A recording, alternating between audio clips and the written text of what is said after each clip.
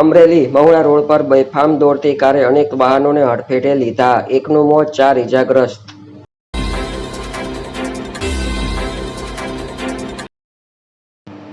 અમરેલીના સાવરકુંડલામાં મહુવા રોડ પર રાતે એક ભયાનક અકસ્માત સર્જાયો હતો. એક બેફામ કાર ચાલકે એકથી વધુ વાહનોને હડફેટે લેતા ફંગોળી નાખ્યા હતા. કારની લપેટમાં લગભગ 2 થી 3 બાઇક સ્કૂટર આવી ગયા હતા.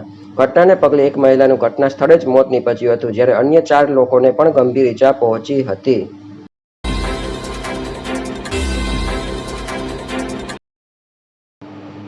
શહેરમાં કોરોનાના 18 એક્ટિવ કેસ, દર્દી હોમ આઇસોલેશનમાં.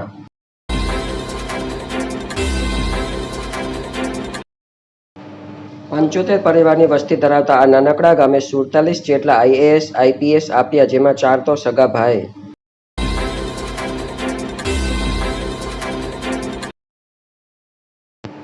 ઉત્તર પ્રદેશના જોનપુર જિલ્લામાં આવેલા માધોપટ્ટી ગામે 1 કે 2 નહીં પરંતુ 47 જેટલા આઈએએસ, આઈપીએસ આપ્યા છે. માત્ર 75 પરિવાર અને 800 લોકોની વસ્તી ધરાવતા માધોપટ્ટીને આથી જ તો અફસરોના ગામ તરીકે ઓળખ મળી છે.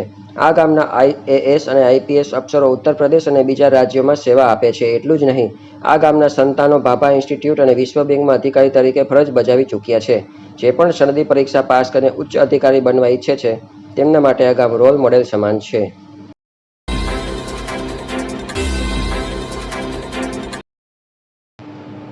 આ અંતરિયાળ ગામમાં આજકાલથી નહીં પરંતુ અંગ્રેજોના જમાનાથી સ્પર્ધાત્મક પરીક્ષા આપીને અફસર બનવાની પરંપરા છે.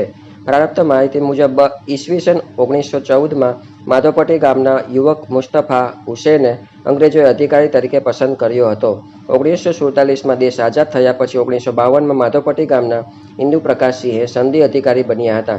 ઇન્દુપ્રકાશ સિવિલ સર્વિસમાં જોડાયા એ પછી ગામમાં અફસર બનવાની હોડ જામી હતી. ઇન્દુપ્રકાશસિંહ ફ્રાન્સ સહિત અનેક દેશોમાં રાજદૂત પણ રહ્યા હતા. ઇન્દુપ્રકાશ સહિત કુલ 4 સગા ભાઈઓએ સંધિ અધિકારી બનીને રેકોર્ડ સ્થાપ્યો હતો.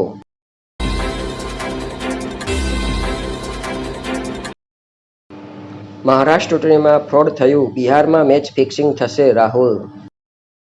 મિત્રો, આ ન્યૂઝ તમને પસંદ પડ્યા હોય તો આ વિડીયોને વધારે લાઇક કરો, શેર કરો અને સબસ્ક્રાઇબ કરો. મળીએ આવા જ નવા વિડીયોમાં નવા જ ન્યૂઝ સાથે. ત્યાં સુધી બાય.